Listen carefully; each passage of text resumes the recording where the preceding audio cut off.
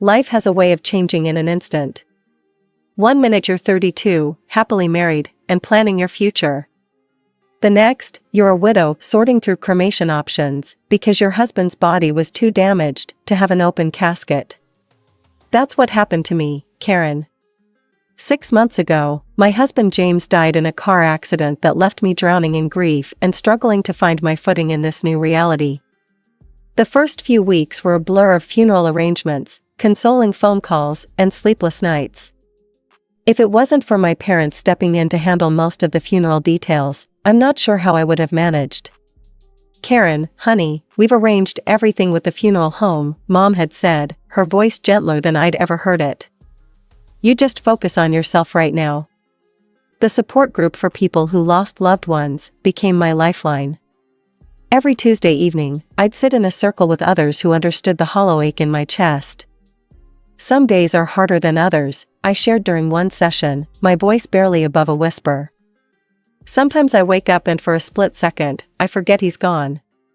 Maria, another group member who lost her husband 2 years ago, reached over and squeezed my hand. That's normal, sweetie. The grief comes in waves. As the months passed, I started dealing with practical matters. James had left me well provided for, our house in the suburbs, an apartment downtown, and a substantial bank account. I could have quit my job at the marketing firm, but the thought of sitting alone in our empty house all day made my skin crawl. Instead, I switched to part-time, working just enough to keep my mind occupied. The most surprising change came in my relationship with my parents. Growing up, I'd always felt like an afterthought compared to my younger sister Sarah. They never missed her dance recitals or school plays, while my academic achievements barely warranted a congratulations. But after James's death, something shifted. When they asked if I could help them financially with a monthly transfer of $1,500, I agreed without hesitation. The weekly dinners at my parents' house had become a comforting routine. Mom would cook her famous pot roast, Dad would pour the wine, and we'd talk about everything and nothing. For the first time in my life, I felt like I had their full attention. Karen, tell us more about that new project you're working on, Dad would say, actually interested in my work for once. The marketing campaign's going well, I'd share, savoring these moments of connection. My boss thinks it might bring in several new clients. But everything shifted the night Sarah joined us for dinner.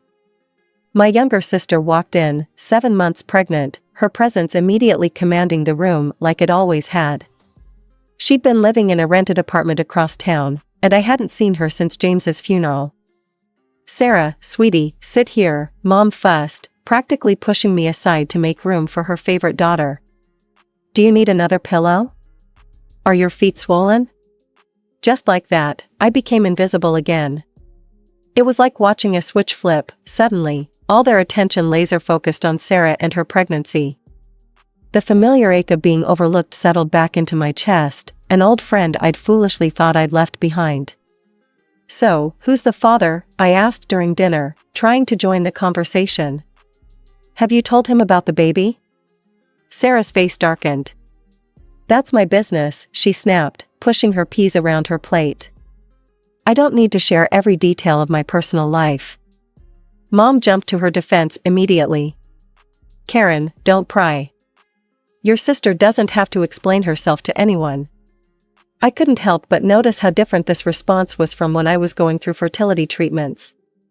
Back then, they'd had no problem demanding updates and offering unsolicited advice about my personal life. But how are you planning to manage on your own? I pressed during another dinner, watching her heap seconds onto her plate. Babies are expensive. Sarah waved her hand dismissively, that familiar smirk playing on her lips. Don't worry about my baby. We won't need anything from anyone. I've got it all figured out. I should have paid more attention to that mysterious smile, but I'd seen it too many times before. Sarah was always cooking up get-rich-quick schemes that never panned out, the organic smoothie business that lasted 2 weeks, the life coaching certification she never finished, the cryptocurrency investment that lost her 3 months' rent.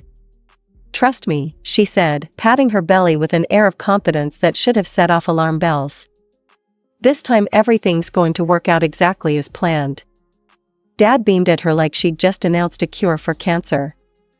That's my girl, always landing on her feet. I took another bite of pot roast, trying to swallow down the familiar feeling of being second best. Some things never change, I thought, watching my parents hang on Sarah's every word. The call from Sarah came on a Tuesday morning. I was at my desk, reviewing marketing reports, when my phone lit up with her name. I almost let it go to voicemail. Our conversations were usually brief and awkward, but something made me answer. Karen, her voice had that sugary sweetness she only used when she wanted something. "I'm having my baby shower next weekend at Mom and Dad's. I'd really love it if you could come." The invitation caught me off guard. The last real conversation we'd had was at James's funeral, and even then, she'd seemed distracted and uncomfortable. "Are you sure?" I asked, unable to hide my surprise.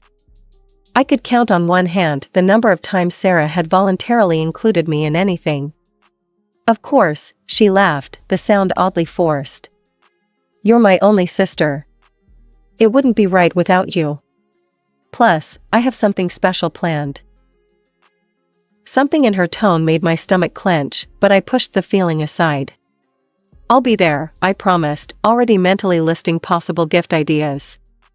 Maybe this was her way of trying to bridge the gap between us.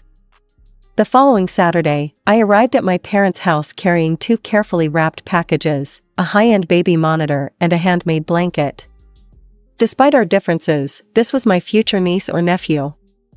The place looked like a pastel explosion had hit it, pink and blue balloons everywhere, streamers hanging from every surface, and a towering diaper cake centerpiece. Trust Sarah to turn this into an event. She'd invited what looked like half the town. Aunt Margaret was there with her daughters, Mom's bridge club friends occupied the sofa, and Sarah's old college roommates clustered around the punch bowl, giggling over some shared memory. "Time for games," Sarah announced, wadding through the crowd in a flowing maternity dress that probably cost more than my monthly rent. She was glowing, but there was something predatory in her smile that made me uneasy. Her eyes kept finding mine across the room, holding my gaze a beat too long. We played all the traditional baby shower games, measuring Sarah's belly with string, guessing the baby's birth date, and that horrible melted chocolate bar and diaper game. I won the belly measuring contest, which seemed to irritate Sarah more than it should have. Throughout it all, she kept shooting these strange looks my way, like she was waiting for something. After the gifts were opened, Sarah cooing over each onesie and baby gadget with theatrical enthusiasm, she reached my presents. She held up the blanket, running her fingers over the intricate pattern. Then she clinked her glass for attention. The room fell silent, and my heart started racing for no reason I could name. The air felt suddenly thick, hard to breathe. "I want to thank everyone for coming today," she began, one hand resting on her swollen belly. "But there's something else I need to share. I think it's time everyone knew who the father of my baby is." My heart started pounding. Sarah's eyes locked onto mine, and in that moment, I knew. I knew before the words left her mouth, but that didn't lessen the impact. "The father," she said, her voice ringing through the suddenly silent room, "is James Wilson. Karen's late husband." The world tilted sideways. Through the roaring in my ears, I could hear gasps and whispers from the guests. Aunt Margaret's hand flew to her mouth. Sarah's college friends huddled closer together, whispering frantically. But what hit me hardest was the lack of surprise on my parents' faces. They had known all along. Before I could process what was happening, Sarah was already speaking again, her voice dripping with satisfaction as she turned to face me directly. "As James's baby is his only heir, I'm entitled to half of everything he left you, Karen. The house, the apartment, the money, my child deserves their father's inheritance." The room spun. I gripped the back of a chair to steady myself, but then Mom and Dad stepped forward, flanking Sarah like bodyguards. "Karen," Dad said, using his stern business voice.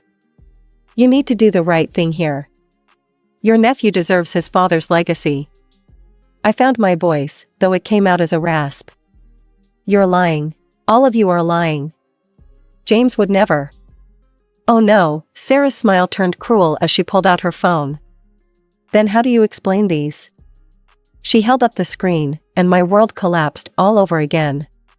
There they were, James and Sarah, wrapped in each other's arms, kissing in what looked like a hotel room. Another photo showed them holding hands in a restaurant I didn't recognize. He loved me, Sarah declared, her voice carrying across the silent room. He was planning to leave you for me.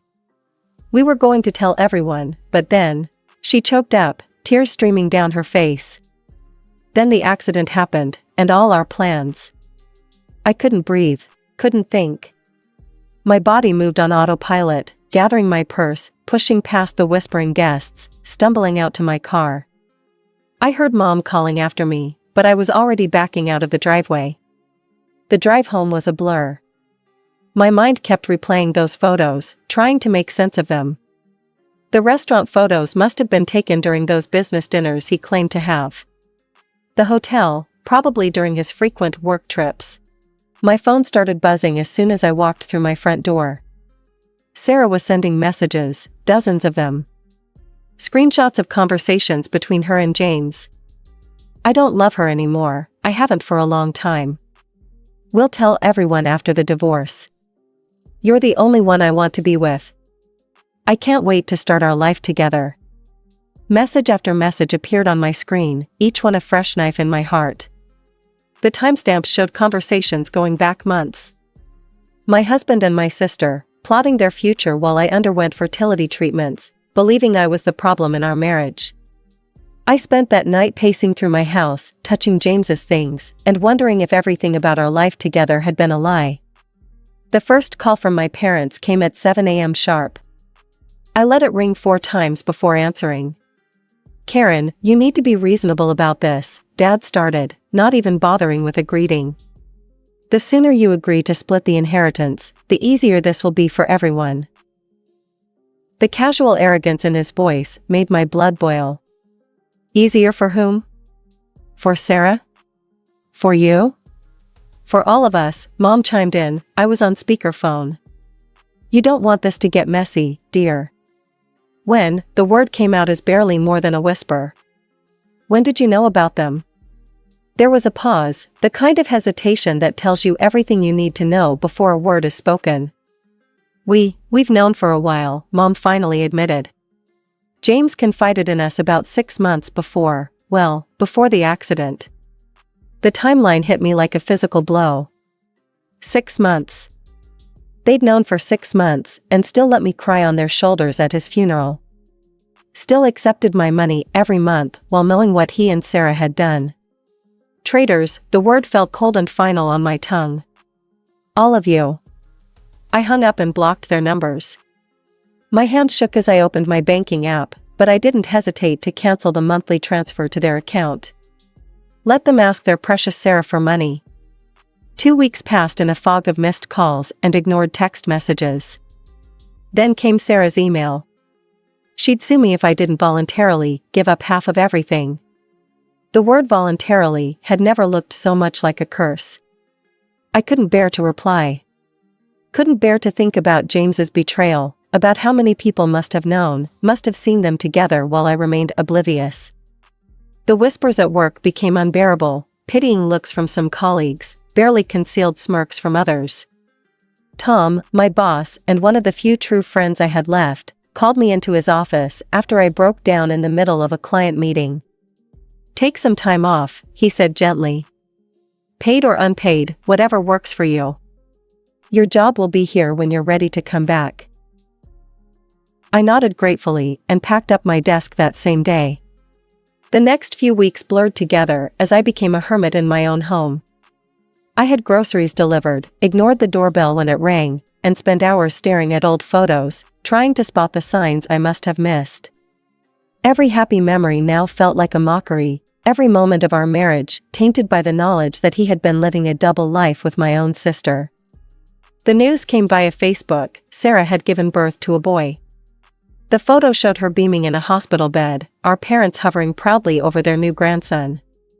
The baby was wrapped in the cream-colored blanket I had knitted for the shower, which felt like a deliberate jab. I closed the app before I could read the comments, but not before noticing she'd named him James Jr. A week later, the court summons arrived in a thick manila envelope. My hands trembled as I opened it, already knowing what I'd find inside. Sarah was suing for half of everything James had left me, claiming her son's right to his father's inheritance. The legal language was cold and precise, laying out her demands in stark black and white. She wanted the house, half the money, and partial ownership of the downtown apartment. I spent 3 days researching lawyers before settling on Richard Martinez, who came highly recommended for handling complex inheritance cases. "Ms. Wilson," he said, shuffling through the papers on his desk, his expression carefully neutral. "I have to be honest with you. Your sister has compelling evidence of a long-term relationship with your late husband. Text messages, photos, witness statements, including your own parents." He paused, adjusting his wire-rimmed glasses. In inheritance cases like this, proof of an intimate relationship combined with a biological child, well, the courts tend to be sympathetic. I was still processing this devastating news when my phone rang that evening. Unknown number. "Hello, is this Karen Wilson?" A woman's voice, unfamiliar, but somehow striking a chord of recognition. Something in the cadence, the tone, made my heart skip. "I'm Elizabeth Parker, James's mother." The world tilted sideways. I gripped the kitchen counter for support. "That's impossible," I whispered. "James was an orphan. He told me his parents died when he was young. He grew up in foster care." "Another one of his lies, I'm afraid." Her voice was bitter, but not unkind. "Would you be willing to meet with me? There are things you need to know. Things that might help you." We arranged to meet at a small cafe downtown the next morning, neutral ground. I arrived early, my stomach in knots, ordered a coffee I couldn't drink, and nearly dropped the cup when she walked in. The resemblance was uncanny. James had her eyes, her smile, even the way she carried herself. She moved with the same fluid grace I'd always admired in him. "I was at the funeral," she said after we'd settled into a corner booth, far from curious ears. "Back row, black dress and veil." I couldn't bring myself to approach you then. James and I hadn't spoken in years. I remembered her suddenly, the solitary figure who'd slipped out before the service ended. I'd been too lost in my own grief to wonder who she was, but now the memory crystallized with perfect clarity, the elegant woman in black, standing apart from the other mourners, her face hidden behind a dark veil. "Why are you coming forward now?" I asked, trying to keep the suspicion out of my voice. After all the recent revelations about James, I found it hard to trust anything or anyone connected to him. Elizabeth reached into her handbag and pulled out a manila envelope, worn at the edges as if it had been carried around for a long time. "Because I've heard about what your sister is claiming. And because, despite everything, I can't let another woman suffer from my son's lies." Her fingers trembled slightly as she slid the envelope across the table. With trembling hands, I opened the envelope Elizabeth had given me. Inside were medical records from Boston General Hospital, dated 10 years ago, about a year before James and I got married. My eyes scanned the document, and I felt the blood drain from my face. Complete azoospermia, permanently sterile, no possibility of natural conception. The clinical terms jumped out at me, each one a fresh blow. "James had these tests done when he was 25, Elizabeth explained softly. He was devastated by the results. It was one of the last things we discussed before our falling out." I couldn't speak. All those years of fertility treatments, the endless doctor's appointments, the hormone injections, the tears and self-blame, it had all been a cruel charade. The courtroom was packed on the day of the hearing. Sarah sat in the front row, cradling baby James Jr., while our parents flanked her protectively. She'd dressed the part of the grieving almost widow perfectly, demure black dress, minimal makeup, practiced look of sorrow. When she took the stand, she played to the gallery masterfully, tears glistening in her eyes as she described her great love with James. "All I want is what's fair for my son," she declared, her voice breaking. "He deserves his father's legacy. My lawyer, Mr. Martinez, waited until she'd finished her performance before he spoke. Your Honor, I'd like to submit evidence that proves Ms. Thompson's entire claim is fraudulent. He approached the bench with the hospital records. The judge reviewed the documents, her expression unchanging. Sarah's lawyer jumped up, objecting about chain of custody and document authenticity. Sarah's composure cracked. Those documents are fake, she shrieked, clutching the baby closer. She forged them to steal my baby's inheritance. Your Honor, Mr. Martinez continued calmly, given these medical records show Mr. Wilson was sterile, we request a DNA test to establish paternity. Sarah's smile was triumphant. That's impossible. James was an orphan, and his body was cremated. There's no one to test against. Actually, Mr. Martinez said, gesturing to the gallery, I'd like to introduce Elizabeth Parker, James Wilson's biological mother. Elizabeth stood, and a murmur ran through the courtroom. Even from where I sat, I could see Sarah's face turn ashen. I'm willing to submit to a DNA test, Elizabeth announced clearly.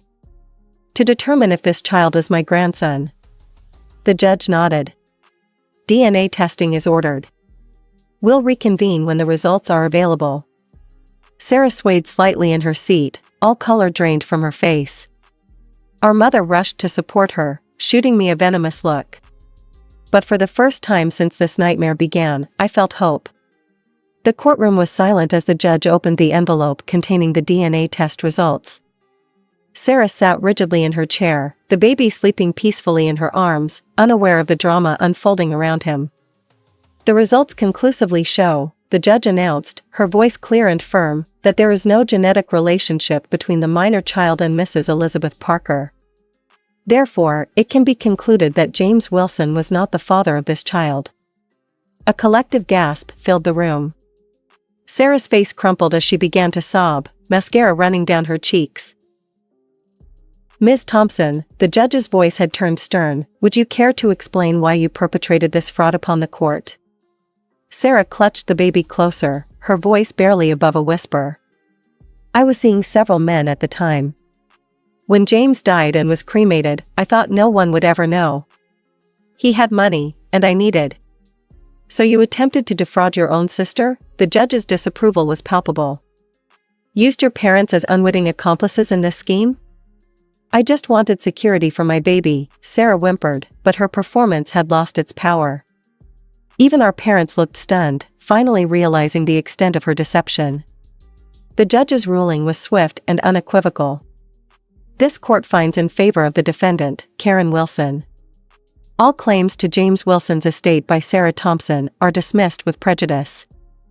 Ms. Thompson, you're fortunate that Mrs. Wilson hasn't pressed criminal charges for attempted fraud. Outside the courthouse, my parents approached me. Mom was crying, Dad looking older than I'd ever seen him. Karen, sweetheart, Mom reached for my hand. We had no idea Sarah was lying. We can make this right. We've been struggling since you stopped the monthly transfers. I held up my hand. Don't, just don't. I pulled out my phone, blocked their numbers right there, and walked away without looking back. Elizabeth was waiting by my car. Are you okay? She asked softly. I surprised myself by laughing. You know what? I think I actually am. Or I will be. I took a deep breath. I've been thinking, that apartment downtown that James left me. I never liked it much, too many memories. But maybe you'd like it? Her eyes widened. Karen, no, I couldn't possibly. Please, I insisted. You gave me back my life with those medical records. Let me give you something in return. When I handed her the keys a week later, she broke down crying. I never thought I'd have a daughter, she whispered as she hugged me. That was 3 months ago. My family still tries to reach me through mutual friends and distant relatives, but I've cut those ties too. Sarah sent a letter claiming she's changed, that she's sorry, that she needs help with the baby. I threw it away unopened. Instead, I have weekly dinners with Elizabeth. We're getting to know each other, sharing stories about James, the good and the bad. She's helping me see that while he wasn't the man I thought he was, that doesn't invalidate all the happy moments we shared. Yesterday, I finally packed away James's remaining things. Elizabeth helped me donate some to charity and store others in the attic. As we worked, she told me stories about James as a little boy, before the lies began. It helped, somehow, to know that version of him existed. I'm not ready to date yet, but I've started living again. I returned to work full-time, joined a hiking club, and am planning my first solo vacation. Sometimes when I look in the mirror, I barely recognize the woman looking back at me. Life has a way of surprising you. I lost the family I was born into, but gained a new one I never expected. It's not the life I planned, but maybe it's the life I was meant to have all along.